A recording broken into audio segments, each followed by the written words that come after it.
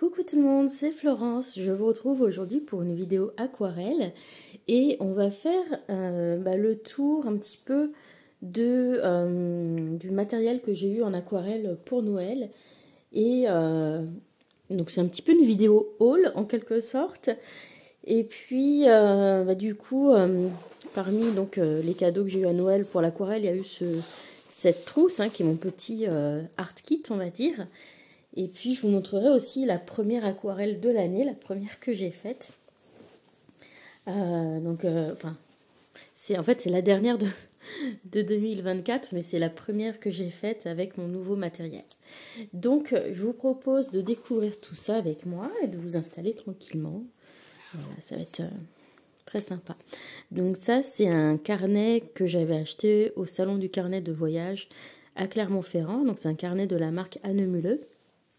C'est un carnet spécial aquarelle en papier pressé à froid, 200 grammes par mètre carré. Et pour le coup, celui-ci, c'est en papier de cellulose. J'ai fait ce choix parce que quand je peins en extérieur, je trouve que le papier de cellulose sèche plus vite. Et donc, quand je veux replier mes affaires, j'ai pas besoin d'attendre. C'est plus facile en quelque sorte. Et puis jusqu'ici, j'ai toujours peint sur papier de cellulose. Donc voilà, pour moi, c'était pas frustrant d'acheter cette version-là. Donc, dans ce carnet, à la fin, je transporte aussi quelques feuilles comme ça qui sont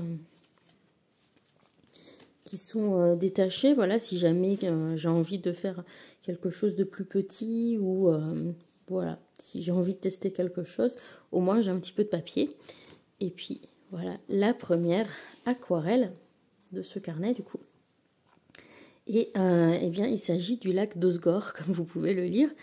Nous avons beaucoup fait de voitures et on a fait un peu les quatre coins de la France pendant nos vacances de Noël. Donc là, c'est quand on était chez la sœur de mon mari qui habite entre Osgore et Bayonne.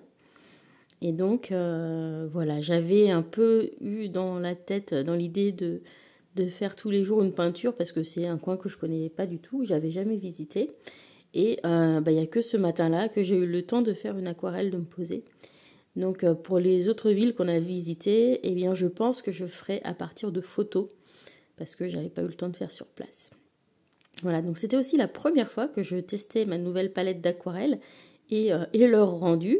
C'est aussi la première fois que je testais ce papier de Annemühle, donc voilà, c'est une grande première. Et donc j'ai attaqué direct avec un paysage. Voilà, je me suis dit, réfléchis pas trop, lance-toi et tu verras bien ce que ça donne. Donc voilà, c'est plutôt sympa quand même, je trouve. Donc du coup, dessus, j'ai utilisé des aquarelles de la marque Daniel Smith. Et puis, j'ai rehaussé un petit peu avec des stylos Pigma Micron. Donc au départ, j'avais utilisé le marron, on peut le voir un petit peu sur les toitures. Et puis je trouvais que ça allait pas pour le reste, donc j'ai fini en fait au feutre noir et ça m'a permis d'y voir plus clair. Ça m'a permis de voir que je préfère faire mes petits détails à l'encre plutôt à l'encre noire qu'à l'encre marron, puisque c'est une des questions que je me posais pour la suite. Voilà, j'espère que vous aimez cette première petite aquarelle. Donc ça m'a pris une petite vingtaine de minutes pour la faire. Hop, je reviendrai vous montrer quelque chose à la fin qui est là-dedans, mais pour l'instant, découvrons cette trousse. Donc ça, c'est une trousse que mes beaux-parents m'ont offert. Je leur avais envoyé la référence sur Amazon. Je crois que c'était aux alentours, ça devait coûter 13 € la trousse. Donc ça reste raisonnable. Elle existait dans différents coloris. Donc il y avait un gris quasiment noir. Ce gris-là, qui était le gris moyen. Gris clair, rose, violet, bleu, vert et beige. Si je dis pas de bêtises. Je suis partie sur le gris moyen parce que je me suis dit que c'est une couleur assez neutre. C'est une couleur aussi, je pense, qui sera plus facile d'entretien, qui sera moins salissante. Et puis, voilà, ça va plutôt bien avec le carnet aussi, je trouve. Donc voilà, je ne sais pas si c'est une marque particulièrement connue, mais je trouvais que au niveau de la taille et puis de la qualité, ça avait l'air de correspondre à peu près à ce que j'attendais. Donc là, il y a une petite poche sur le devant. dans laquelle j'ai glissé une petite gomme de crêpe qui sert donc à retirer le drawing gum. Donc ça, c'est pas quelque chose que je vais utiliser quand je vais aller peindre en extérieur, etc. Parce que mon drawing gum, il reste à la maison, étant donné qu'il est dans une bouteille. J'ai pas de crayon, de stylo drawing gum. Mais au moins, ça me permet de la ranger à un endroit où je la retrouverai facilement. Donc voilà, ça prend pas trop de place, hein, c'est tout fin comme gomme. Et je vois pas trop ce que je pourrais mettre d'autre d'ailleurs dans cette petite poche. Donc voilà. Ensuite, ben, on a deux fermetures. Donc hop. Donc ça s'ouvre afin de se rabattre complètement. Et donc on va avoir une poche avec un filet comme ça en mèche. Attaché ici, on a un rabat avec 1, 2, 3, 4, 5, 6 emplacements stylo dans l'élastique et un petit peu de partie en filet mèche ici. Et puis ensuite une partie trousse plus profonde en dessous. Donc là j'ai mis en fait un peu tout mon matériel aquarelle que j'utilise le plus. Il y a juste ma grosse palette Van Gogh qui rentre pas dedans. Mais qui est rangée ailleurs, là où je range mon papier aquarelle, etc.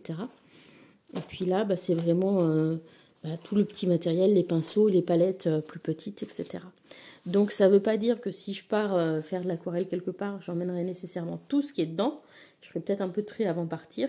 Mais au moins, quand je suis à la maison, ça me permet de tout ranger à un endroit où c'est rationalisé. Parce que là, ça avait pris trop de place dans ma pièce et ça partait dans tous les sens. Alors, donc dans la petite poche ici, donc j'ai mis un petit morceau de gomme mie de pain. Ça sert à rien d'emmener toute la gomme, donc je mets juste un petit morceau. Ensuite, il y a 3 pinceaux à réservoir de la marque Pentel qui font partie d'un lot. Ils étaient vendus par 3, donc c'est mes beaux-parents qui me les ont offerts à Noël. Donc il y a 3 tailles différentes. Donc là, on est sur le fin. Je crois. Ah oh non, peut-être pas ça. Ouais. Non, alors, voilà, je vais vous montrer 3 tailles. Donc, le premier là que j'ai débouché, c'est le moyen, le large et le fin. Voilà, donc je suis partie sur ceux-là parce que, bon, j'en ai qui viennent de chez Action, que j'ai utilisé jusqu'ici. D'ailleurs, c'est ce que j'ai utilisé sur l'aquarelle que vous aviez vu. Il ressemble à ça, avec un long corps, un long réservoir. Mais j'ai entendu beaucoup de bien sur ceux de la marque Pentel au niveau de la qualité de la brosse et puis de la précision du débit d'eau, etc. Donc j'avais envie de les essayer. La forme du corps est un petit peu étrange. Ça ne les rend pas forcément évident à rentrer, par exemple, dans les trous comme ça en élastique. C'est pour ça que du coup je les ai mis sur la poche comme ça, là, qui est sur le côté. Ici, on va retrouver aussi un petit pinceau de voyage que j'ai acheté sur Amazon, que je n'ai pas encore utilisé. C'est la marque Van Gogh, c'est un taille 6.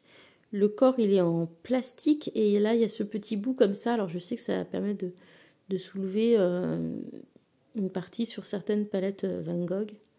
Voilà. Bon. Donc, ça s'ouvre comme ça. Et ensuite, voilà. Donc on sent que c'est un petit peu léger comme matériel, c'est un petit peu fragile au niveau du corps du pinceau. Après les poils ont l'air plutôt bien. Alors c'est plus petit que mon pinceau taille 6 Van Gogh que j'avais par ailleurs au niveau de la tête. On voit que c'est un peu moins fourni. Et le mien on voit qu'il commence à partir un petit peu en cacahuète là sur la pointe. Voilà. Mais vous voyez, les deux, c'est Van Gogh, mais par contre, c'est pas la même série. Là, c'est marqué 180 et là, 191. Donc, je sais pas à quoi correspond ce chiffre-là. Si vous pouvez m'éclairer, n'hésitez pas à me le dire. Mais du coup, il est un petit peu plus petit que ce à quoi je m'attendais. Mais bon, malgré tout, ce serait quand même pratique de l'avoir. Voilà, si j'ai envie d'avoir aussi un vrai pinceau et pas que des pinceaux à réservoir, bah voilà, c'est plutôt bien d'en avoir un. Et puis, ce que j'aime bien dans les pinceaux de voyage, eh bien, c'est que le corps permet de protéger la tête du pinceau. Voilà, et ça évite que les poils soient abîmés et partent dans tous les sens. Donc voilà. Petit matériel. Et puis dernière petite chose qui est là-dedans, c'est une petite règle en métal, comme ça toute fine. Alors c'est à mon mari, mais comme il la range jamais, il sait jamais où elle est. Et je me suis dit que ça pourrait m'être utile, on sait jamais. Donc du coup je l'ai rangée là-dedans.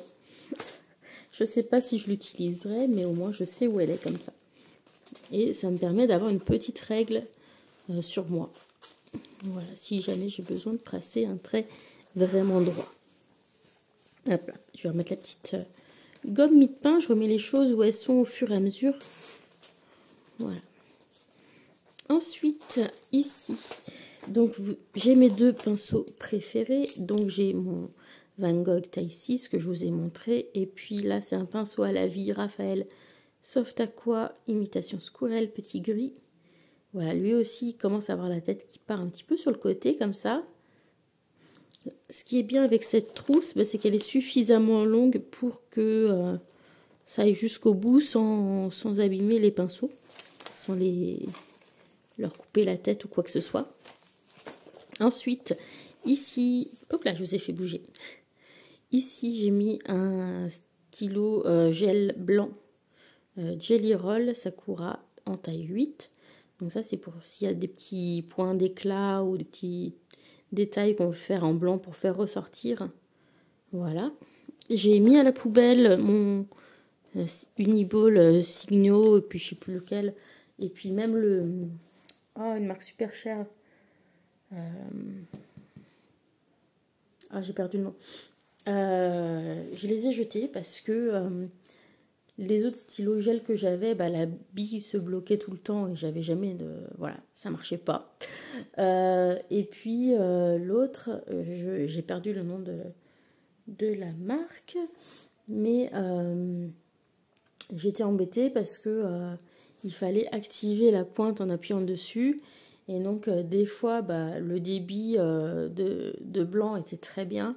Et tout d'un coup, ça me faisait une grosse boule de peinture blanche qui sortait et ça faisait des catastrophes. Donc, il était trop imprévisible et j'ai fini par le jeter, du coup. Là, donc, c'est les Pigma Micron que j'utilise le plus au niveau de la taille. C'est la taille 01. Donc, j'ai en noir et en marron. Et comme je vous ai dit, après avoir dessiné, j'utilise quand même beaucoup plus le noir que le marron.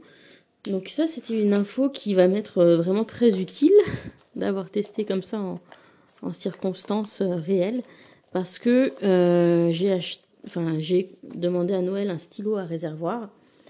Et l'idée, c'est à terme de pouvoir éventuellement remplacer les Pigma Micron, qui sont des objets consommables qui vont à la poubelle, etc. Pour remplacer par un stylo qui sera plus durable. Et donc, ma vraie question, c'était encre noire ou encre marron. Et du coup, ça m'a permis de trancher. Ici, donc, il y a un Critérium de la marque Faber-Castell, donc que j'avais eu il y a longtemps dans un kit de dessin. Donc, c'est une taille 0,5. Voilà. Donc, je le mets dans ce sens-là parce que sinon, le clip ici m'embête avec l'élastique. Donc voilà, j'ai dû tester un petit peu comment le mettre pour que ça passe bien. Et donc là, c'est très bien. Hop, on tourne ça. Donc ici, vous avez déjà vu le pinceau à réservoir. Donc celui-ci vient de chez Action. Je pense qu'au niveau de la taille, ça doit être à peu près équivalente à la taille large de chez Pentel.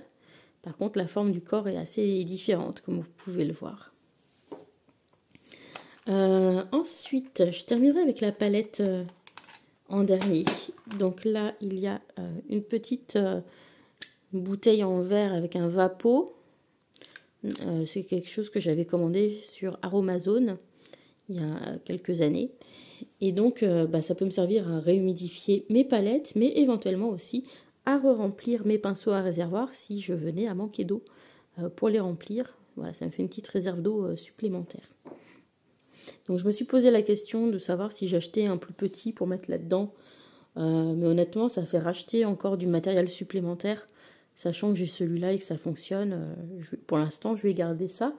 Et on va éviter de surconsommer alors que celui-là marche très bien.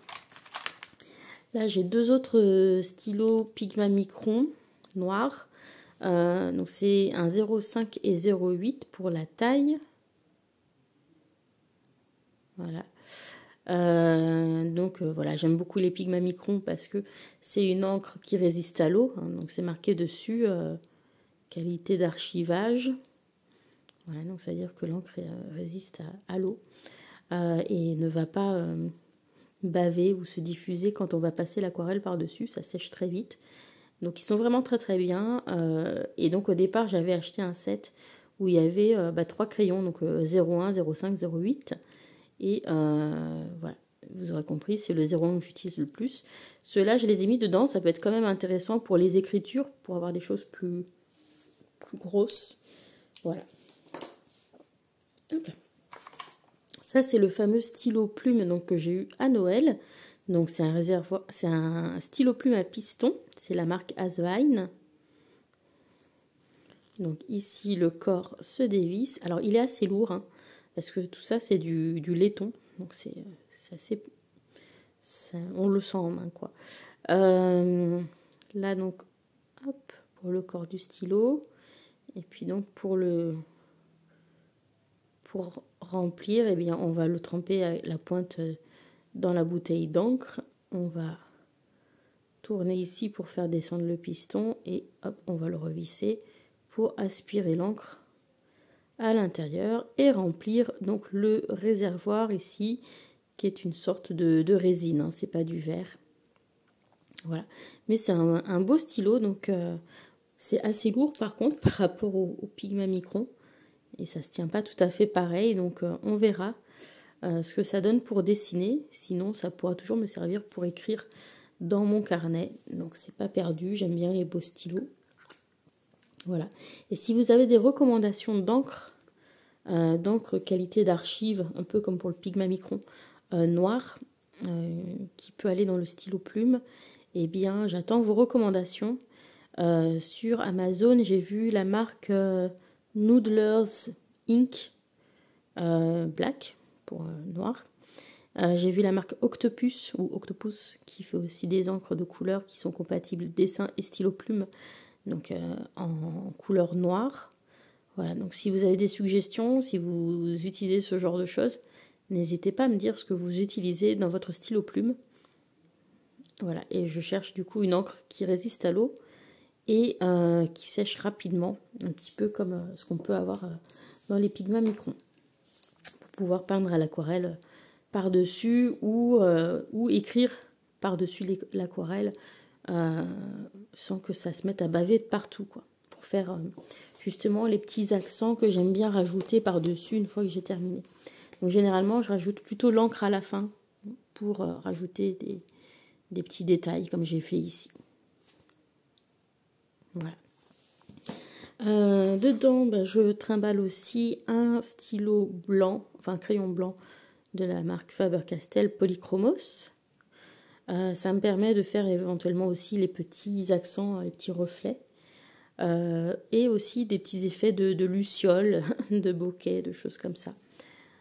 Et puis l'avantage des Polychromos, c'est qu'on les trouve partout en open stock dans les magasins où il y a un rayon beaux-arts. Donc voilà.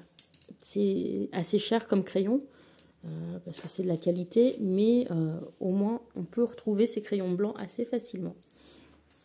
Et ça marche bien avec l'aquarelle.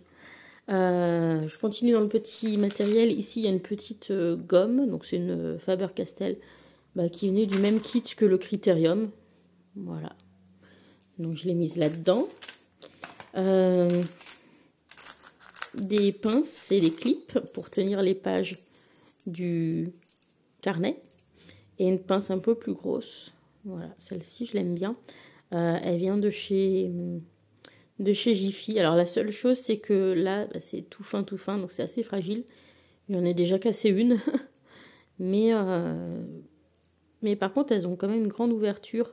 C'est ça que j'aime bien par rapport aux clips de bureau comme ça là qui finalement ne s'ouvrent pas beaucoup et ne peuvent pas tenir des choses très très larges, quoi. Voilà. Donc j'en ai quelques-uns, il n'y a pas besoin d'en avoir 10 000 avec soi. Donc voilà, hop. Et puis ce petit outil que j'aime vraiment, c'est très très pratique. Donc c'est un viewfinder ou un viewcatcher. Donc c'est pas celui officiel avec la marque. Je l'ai acheté sur Amazon, celui-ci. Vous pouvez aussi trouver celui qui s'appelle viewcatcher ou viewfinder, je sais plus, sur Amazon. Sauf que l'original est à 21 ou 22 euros sur Amazon. Celui-ci, il était plutôt autour des 7 euros, quelque chose comme ça. Donc voilà, ça permet de sélectionner une vue intéressante et de s'aider à la composition de l'image. Donc hop. Vous voyez par exemple, hop, je vais sélectionner. Hop. Vous voyez? Voilà, donc c'est un petit outil bien pratique quand on va peindre en extérieur et c'est pas encombrant, c'est tout léger. Ensuite ici, on a la petite palette Winsor & Newton Cotman qui était la première palette que j'ai utilisée en extérieur pour peindre, voilà, en extérieur et puis pour faire des petits projets. Enfin, voilà, c'était vraiment ma première palette dite de voyage puisque ma Van Gogh est trop encombrante. C'est une palette 48 godets, donc c'est pas très très portatif. Donc voilà, celle-ci c'était ma première palette portative, on va dire. Voilà, si je décide de ne pas emmener celle-ci, j'emmènerai quand même le petit pinceau qui est à l'intérieur, qui est fourni avec, parce qu'il est pas mal pour tout ce qui est tout petit détail. Il est tout fin, tout fin, tout fin. Voilà. Et donc, la grosse partie haul, on va dire, pour Noël, eh bien, c'est de l'aquarelle à proprement parler. Donc, début décembre, c'était ma fête. Donc, mon mari m'avait offert cette boîte d'aquarelle et des petits godets vides. Donc, on l'a acheté en magasin de Beaux-Arts. Donc, elle a le petit anneau comme ça pour avoir, voilà, pour le tenir de façon pratique. Elle s'ouvre comme ça. Et ce qui était pas mal ici, c'est qu'elle a 3 zones de mélange. C'est peut-être plus pratique que 2. Et là, il y en a 6 au lieu de 4 sur la plupart des modèles. Donc ça, je trouvais que c'était plutôt pas mal. Ensuite, le petit plateau ici, avec les godets. Hop là, je suis en train de faire des bêtises. Il est amovible aussi. Donc, éventuellement, si on veut plus de zones de mélange, on peut aussi. Voilà. Personnellement, je ne vais pas m'amuser à la retirer à chaque fois. Donc, je vais vous présenter les couleurs de ma palette, puisque c'est l'essentiel de ce haul de Noël. Donc, c'est des couleurs de la marque Daniel Smith. J'avais fait ma liste sur le site Aquarelle et Pinceaux. Et ensuite, eh bien, j'ai passé commande et donc c'est mon chéri qui me les a offerts pour Noël. Donc, il y a 16 couleurs. C'était des tubes de 5 ml. Et puis là, le blanc, c'est de la gouache blanche de la marque Lefranc-Bourgeois que j'avais acheté en décembre un petit peu plus tôt. Là, pour l'instant, je n'ai pas rempli la rangée du milieu avec d'autres godets, puisque pour l'instant, j'en ai pas d'autres à remplir. Donc, j'ai découpé un petit bout d'éponge magique que j'ai accroché avec de la pâte à fixe sur le fond. Voilà, comme ça, je pourrais toujours le retirer. Donc là, c'est les fameuses aquarelles et le tube de gouache. Donc, ce sont tous des tubes 5 ml. Donc, pour vous montrer la taille par rapport au... Hop. Donc là, c'est 5 ml. Et celui-là, là, le tube de gouache, c'est 14. Donc, voilà, on voit que c'est vraiment tout petit, hein. Quand on les reçoit, on se dit, voilà, là, c'est très cher. Mais c'est...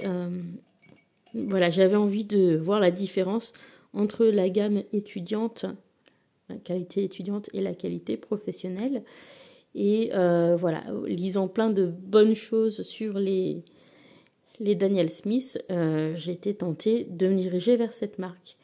Et quand j'ai passé ma commande, eh bien en fait, sur le site Aquarelle et Pinceaux, il y avait beaucoup de tubes Daniel Smith qui étaient en promo, en réduction.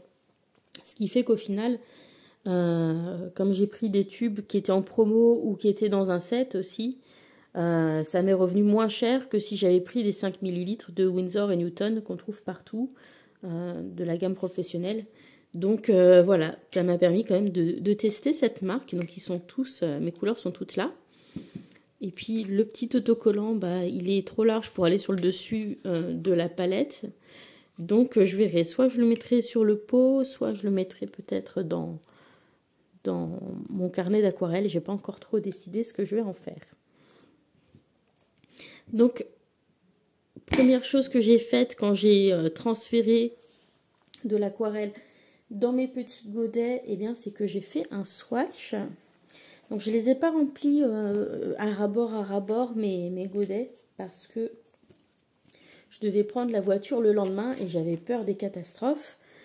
On a beaucoup roulé pendant les vacances, on a fait près de 2000 km et 27 heures de voiture, ou presque 3000 km et 27 heures de voiture, je ne sais plus. Donc voilà, j'avais peur de ça, donc je ne les ai pas remplis à fond. C'est pas grave, hein, j'en ai quand même pour un petit moment. Et voilà, j'ai bien mélangé tout avec un petit cure-dent pour être sûr que le liant et le pigment voilà, se mettent bien comme il faut dans le godet. Et après j'essuyais donc sur du papier et j'ai fait mon petit swatch, voilà, de mes couleurs de chez Daniel Smith. Donc je vais vous montrer d'abord, hop, ici, donc on a la Hansa Yellow Light. Ensuite ici c'est New Gamboge. Ensuite Quinacridone Rose, donc c'est celle-ci. Donc ça paraît beaucoup plus foncé hein, sur la palette qu'en vrai. Ensuite, bah là, elle est bien pétante. Et là, ici, donc c'est Pyrrole Scarlet. Ensuite, on a Phthalo Blue, donc c'est la teinte verte, donc qui est là. Qui est là. Phthalo Blue, teinte verte, donc c'est la version froide. Ensuite, on a French Ultramarine, donc Outre-mer français. Voilà, qui est la teinte qui est ici. Et là, on finit, c'est Neutral Tint, donc la teinte neutre. J'ai hésité entre la teinte neutre ou le gris de pen, parce que dans ma palette Van Gogh, j'ai pas mal utilisé le gris de pen. Mais c'est une couleur finalement qui est assez facile à mixer soi-même. Et donc, je suis plutôt partie sur la teinte neutre, parce que ça me permettra de varier mes gris, d'avoir aussi bien des gris chauds que des gris froids. Ou de le mélanger avec n'importe quelle couleur, puisque finalement il est neutre. Et ça permet de faire des ombres, des choses comme ça. Donc voilà, je pense que c'est peut-être plus polyvalent. Et ça permet aussi, pourquoi pas, de faire des images façon noir et blanc avec juste les valeurs de gris. Pourquoi pas. Ensuite, ici et ici, donc on a Yellow Ochre, donc l'ocre jaune, et puis Burnt Umber, donc la terre d'ombre brûlée. Ensuite, en bas ici, c'est ma troisième teinte naturelle, on va dire. C'est Burnt Sienna, terre de sienne brûlée. Donc on voit qu'il y a pas mal de granulation. Au niveau du papier, là c'est du papier cellulose Clairefontaine Aquapad.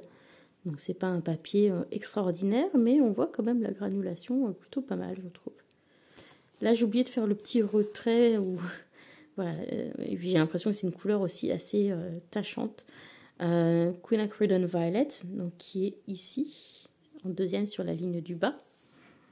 Ensuite, ici, c'est Indian Throne Blue, donc qui est un bleu qui tire assez chaud, qui tire légèrement sur le violet, mais qui est plus naturel que le Outre-mer, et plus sombre aussi, beaucoup plus saturé, donc qui permettra par exemple de faire des ciels nocturnes ou des choses comme ça aussi. Et vous avez vu que j'ai quand même pas mal de bleus différents dans ma palette. J'ai le Phthalo Blue, Ultramarine, Indian Throne, Cobalt. Bon, Indigo, c'est du bleu, mais je le compte pas trop dans les bleus. Mais déjà, avec ces quatre-là, ça me donne pas mal de possibilités pour mixer des violets. Notamment, soit avec le Quinacridone Rose ou le Quinacridone Violet. Donc voilà, je pourrais, je pense, pouvoir faire de jolis violets.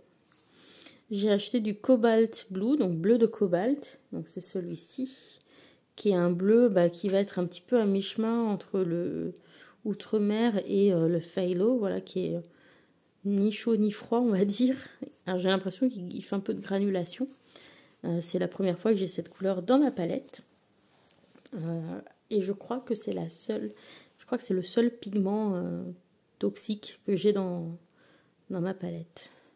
Ensuite, Indigo. Donc Indigo, c'est ma couleur préférée de chez Van Gogh. Je l'ai beaucoup utilisée, donc j'espère que j'aimerais autant celle de chez Daniel Smith. Donc de ce que je peux voir ici, c'est celle-ci est un peu plus noire, un peu plus grise, un peu moins bleue que chez Van Gogh. Donc elle est hop, juste ici. Et ensuite on va avoir Perylene Green et Phthalo Green. Donc Perylene Green, il est ici. C'est un très très joli vert, je trouve. Assez un peu désaturé, qui tire un peu sur le gris, le noir. Et puis ensuite Phthalo Green, c'est aussi la teinte verte, donc la teinte froide. Donc j'ai deux phthalo ensemble qui devraient pouvoir permettre de jolis mélanges. Et donc Perylene Green, j'en ai mélangé en fait dans l'eau de mon lac. Vous voyez, dans ces parties-là. Et ça me permet d'avoir un résultat un peu moins bleu parce que l'eau du lac, elle n'était pas vraiment bleue en fait. Donc voilà, je suis assez contente d'avoir ce joli vert. Et puis j'en ai mis aussi pour voilà, refaire des zones un peu plus foncées dans les feuillages aussi. Enfin, dans les pins, etc. Donc voilà, très très contente d'avoir ajouté cette couleur à ma palette. Voilà, et j'espère que je vais pouvoir tester plein de jolis mélanges. Donc n'hésitez pas à me donner votre avis sur la palette de couleurs que j'ai choisie. Voilà, sur les 16 couleurs qui composent ma palette. Donc voilà, c'est sûr, c'est des peintures qui coûtent beaucoup plus cher que ce petit kit Cotman. Une fois les réductions déduites, etc. sur le site, j'en ai eu pour 90 € pour les 16 couleurs. Donc j'avais fait le calcul, ça revenait à 5 € et quelques le tube. Donc ça reste cher évidemment, mais je pense que je m'en suis pas trop mal tirée. Et l'aquarelle, c'est pas non plus une peinture qui s'use en 2 secondes. Hein. Un tube ou même un demi-godet, ça dure quand même un certain temps. Donc voilà, c'est pas quelque chose où je vais avoir besoin de redépenser les 100 € tout le temps pour refournir ma palette. Et après, éventuellement, j'achèterai peut-être des tubes plus gros pour remplacer au fur et à mesure quand j'aurai fini mes petits tubes. Mais voilà. L'idée aussi d'acheter des petits tubes, c'était de voir si j'aimais bien les peintures de Daniel Smith. Est-ce que la hype en vaut la chandelle? Parce que dans le magasin de Beaux-Arts que j'ai à côté de Clermont-Ferrand, ils ont de la Winsor & Newton, ils ont de la Sennelier, ils ont aussi de la Rembrandt, de la Schminke, je crois, et ils ont les Kuretake en Gansai, et ils ont la Van Gogh. Et je dois dire que la Van Gogh de la gamme étudiante, je la trouve très sympa à utiliser. Donc voilà, du coup, j'avais envie de rester prudente quand même parce que est-ce que vraiment ça valait le coup ou pas? Ça, c'est en peignant aussi que je pourrais me faire une idée. Mais en tout cas, de ce que je peux voir sur ce premier swatch, les couleurs sont vraiment très pigmentées. Il en faut peu pour bien couvrir. Et de ce que je vois quand même de ce premier dessin, voilà, j'avais pas pris le temps de vraiment apprivoiser les couleurs, mais j'ai eu quand même un joli rendu, je trouve, au niveau des couleurs. Donc voilà, je suis plutôt contente de mes achats de Noël. Donc voilà, mon petit swatch, je vais le garder là-dedans. Je vais peut-être redécouper un peu le bas pour que ça tienne bien au bout de mon carnet. Donc, ce qui m'a permis d'avoir un bon deal, entre guillemets, sur les aquarelles Daniel Smith, c'est qu'il y avait, par exemple, certaines couleurs qui étaient vendues en kit, et donc le prix était plus avantageux de les acheter dans le kit que de les acheter en individuel. C'était notamment le cas pour pour les couleurs essentielles de la palette primaire. Donc ici, c'est les couleurs primaires, une chaude, une froide. Donc c'était c'est les 6 premières, 1, 2, 3, 4, 5, 6 qui sont dans la palette. Voilà, donc ça c'est le nom du set qui s'appelle Essential Set.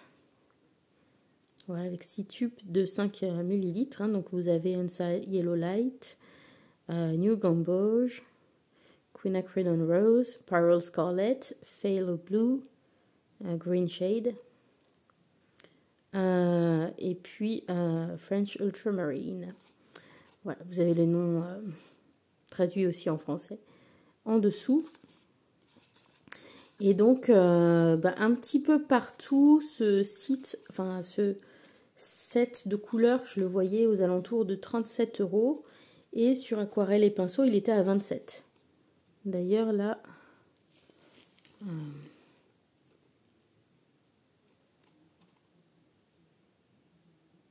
Ouais, non, je croyais que c'était le...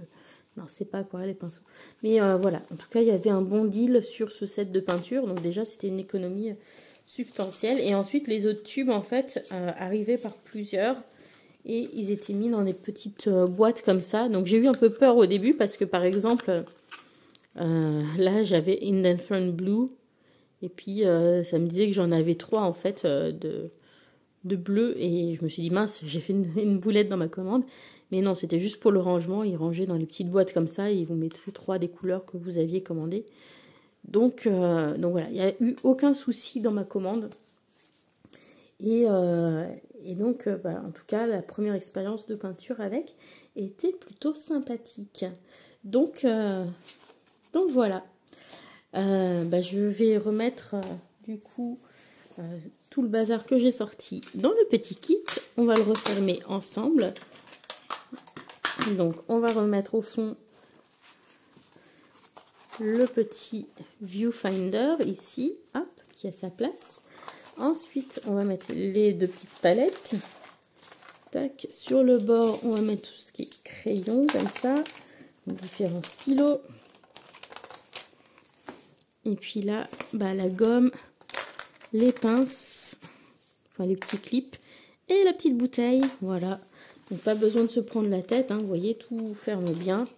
Et puis là, hop, on ferme. Et voilà, petit kit d'aquarelle. Voilà, j'espère que cette vidéo vous aura plu. Et puis, je vous retrouverai sûrement pour d'autres vidéos aquarelles. Peut-être une où je ferai la charte de couleurs de ma nouvelle palette. Puisque j'ai fait le swatch, mais j'ai pas testé les mélanges entre elles. Donc voilà, si je fais ça, je vous en ferai une version filmée si ça vous dit. Et puis de temps en temps, je vous ferai une petite update de mes aquarelles. Voilà. À la fois celle pour le jeu et puis celle du carnet de voyage. Donc pour l'instant, celles du jeu n'ont pas avancé. Donc il n'y en a eu aucune en novembre et aucune en décembre, qui ont été des mois vraiment très chargés. Puis là, les vacances de Noël, tout simplement, j'étais pas chez moi, donc c'était impossible. Mais j'ai hâte de m'y remettre. Voilà. Et de me remettre à l'aquarelle. Voilà, la seule petite aquarelle des vacances que j'ai eu le temps de faire, c'est pour l'instant celle qui est dans le carnet. Et là, il me reste vendredi, samedi, dimanche. Et vendredi, samedi, dimanche, malheureusement pour moi, je vais avoir un petit peu de boulot avant de reprendre le travail, puisque j'ai des copies à corriger et quand même quelques petits cours à préparer. Donc ce ne sera pas pour tout de suite, mais voilà, j'espère réussir à bien m'organiser en janvier pour avoir le temps de peindre davantage et reprendre la suite de mon oracle. Voilà, sur ce, je vous fais un bisou et je vous dis à bientôt. Bye!